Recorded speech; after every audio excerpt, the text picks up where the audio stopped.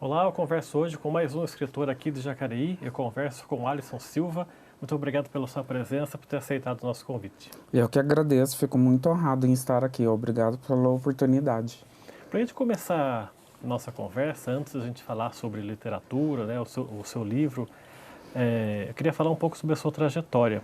Você é nascido em Jacareí, né? Sim, eu nasci aqui mesmo, em Jacareí. Sou do 5/1 de 88. E sempre morei aqui, nunca saí da cidade. Você é a sua família de qual bairro aqui da cidade? Então, hoje a gente mora há mais de 20 anos ali no Vila Zezé. Vila Zezé? Isso, mas eu cresci, na verdade, ali no Maria Amélia. No Jardim Maria Amélia? Isso, O exatamente. que você lembra dessa sua infância, anos 90? Como é que era esse bairro da sua infância? Ah, era muito bom, né? Coisa que a gente não vê mais hoje. Foi extinto, na verdade. Né, as brincadeiras de rua, a gente vivia até tarde pra rua. Hoje a gente não vê ninguém na rua, né?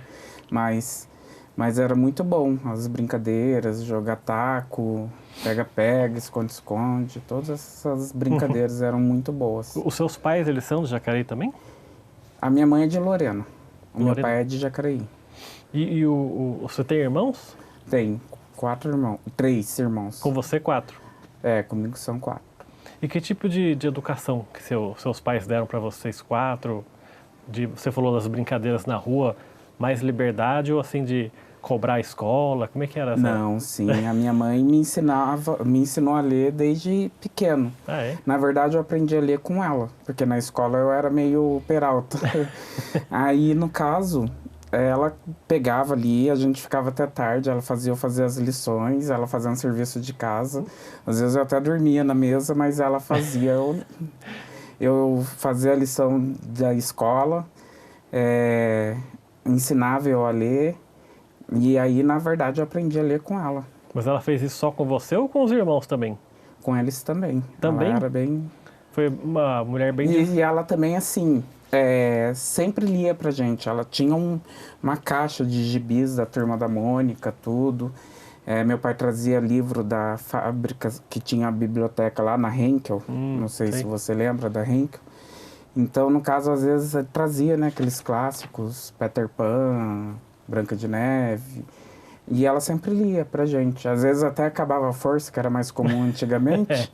Ela lia sobre a luz da vela pra gente. Era mesmo? muito bom. São boas, melhores lembranças. É porque eu imagino que ela devia reunir os irmãos ali e ficar lendo as histórias para vocês.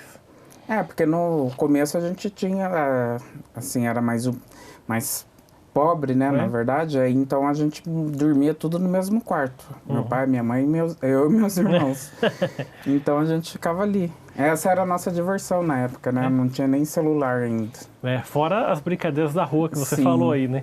Era muito bom. E dos 4 irmãos, você é o mais velho? Mais Sou novo? o mais velho. Mais velho? Sou o mais velho. Quer dizer, a gente pensa que irmão mais velho assim, é mais mimado, mas foi no seu caso desse jeito ou não? Não. Nada?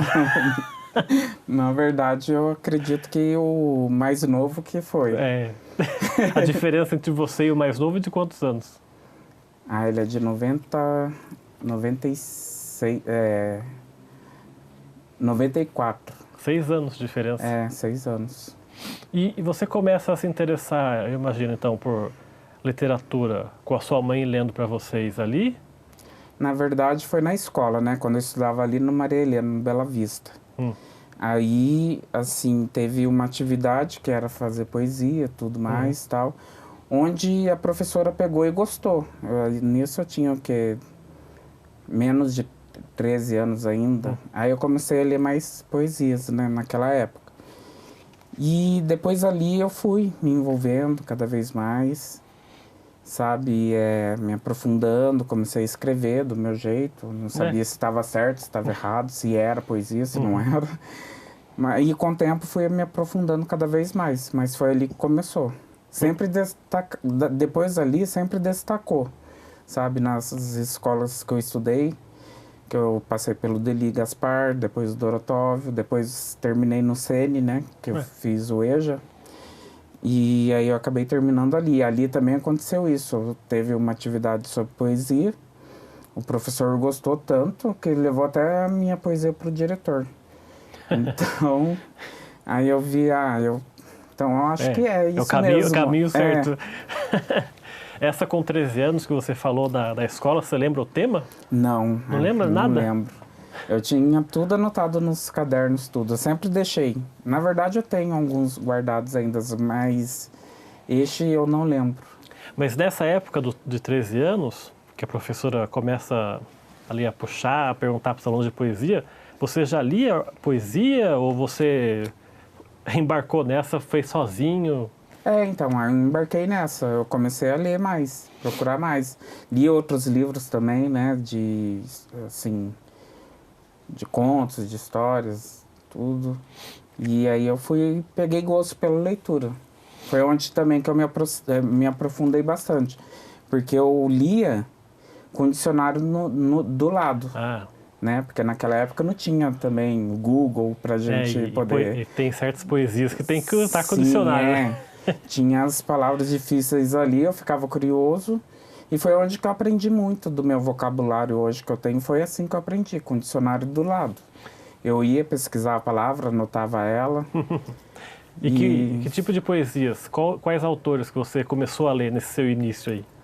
No início mesmo, foi mais assim, Vinícius de Moraes, né, Cecília Meirelles. Mas o que eu mais me apego mesmo é mais Cruz e Souza, né, como foi comentado. Cruz e Souza, Augusto dos Anjos, mais profundo assim, essa coisa mais melancólica, mais densa. Romântico, entendeu? Eu sou bastante romântico, então faz parte da minha vida, não tem como. E a partir daí, com 13 anos, você começa a ler poesia, a praticar mais a escrita. Você se dedica só à poesia ou você começa a ler livros de outros estilos, de crônica, contos, romances também? Sim, li bastante romances na adolescência, alguns livros de poesia, mas foi mais focado mesmo na poesia que eu escrevia. Eu sempre me dei mais bem na poesia mesmo. Assim, eu tinha o costume ainda tenho, à noite. Eu gosto de escrever à noite. Eu ouvindo música, café do lado. Vai a madrugada dentro. Passava a madrugada dentro. E ainda passo às vezes. Sim. E nesses primeiros inícios aí de você com a poesia, tem alguma que mais te marcou? Você é desses que, se eu pedir para você, declama uma poesia, você sabe de cabeça? Não. Não? Claro que não. Mas teve alguma que mais te marcou nesse comecinho? No comecinho? No comecinho eu acho que foi o Demasia, que está aqui neste livro, que foi o segundo a participar do concurso de sonetos. Na verdade é um soneto, que foi o segundo escolhido a participar do concurso de sonetos da Academia de Crença de Letras. Acho que foi em 2007. Foi Demasia, você tem o Caduco, né? 2006. O Caduco foi 2006, foi o primeiro escolhido. O Deixa Ser, 2007. Isso, então foi 2010. 2010 foi o Demasia, Demasia, exatamente. Esses 3 poemas já foi selecionado para fazer parte do concurso, né? Isso, parte do livro. Do livro nacional. Mas quando eu perguntei qual poesia mais te marcou, eu estava falando de outros autores. De outros autores. Que você leu e adorou a poesia, por qual motivo que seja. Tem alguma dessas aí? Do Vinícius de Moraes tem... só esqueci o título daquela que fala, né, que o amor é fogo, que arte sem se ver.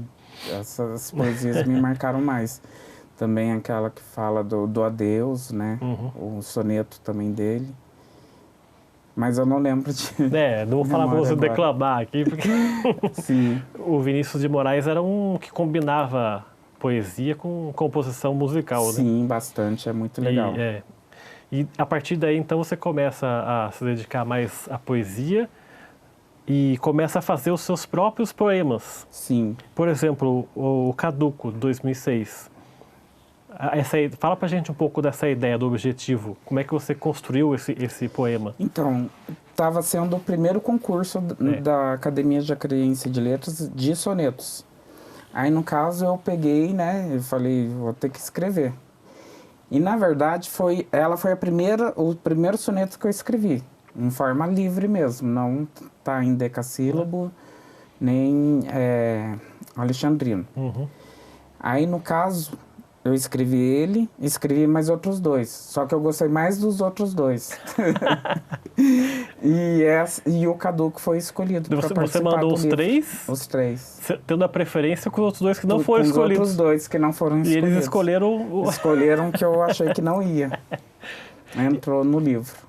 E para a gente fechar esse primeiro bloco, como é que é a sua rotina de construção de um poema?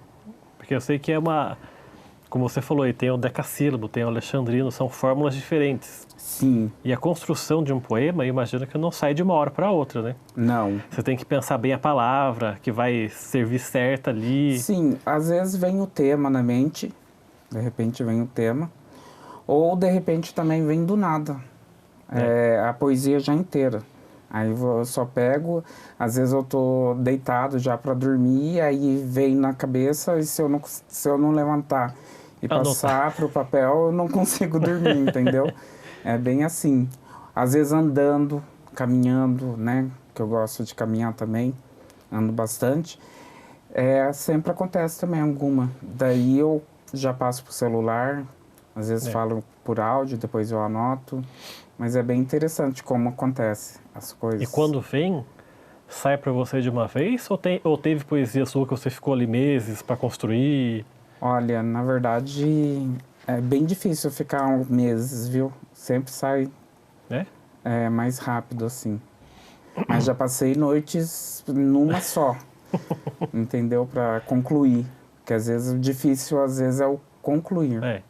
Porque, como eu falei, tem que achar a palavra certa para aquele lugar ali, né? Porque nem sempre é a nossa vontade que tem que ser. Às vezes você está escrevendo sobre algo, né, que veio à mente, só que o contexto dela já tá te dando um outro final. Então você tem que finalizar conforme você vê a poesia ali. Senão não vai ficar legal também. E explica pra gente, só pra gente encerrar esse bloco, o que é a poesia do decassílabo e qual é a alexandrino? Não, a alexandrino são 12 sílabas e o decassílabo são 10 sílabas. Por verso? Isso, por cada linha. Por cada linha, né? Por cada verso, isso. Exatamente. Só que a contagem das sílabas são diferentes. Nessa parte, a Vera Lúcia que me ajuda a contagem. Porque eu não aprendi ainda, assim, totalmente. Aí ela me ajuda bastante. E hoje em dia também não tem mais essa tanto assim de fazer poesia rimada, né? Você fica livre não é muito obrigatório. Mas sempre minhas poesias são, a maioria com rima. Com rima. Bastante rima. Bastante palavras com duplos sentidos. Que ela tem vários sentidos aí, só que contextos diferentes. Isso que é legal, que as pessoas gostam e comentam. Tá certo, vamos fazer o nosso primeiro intervalo aqui. O programa Gente em Destaque volta daqui a pouco, até já.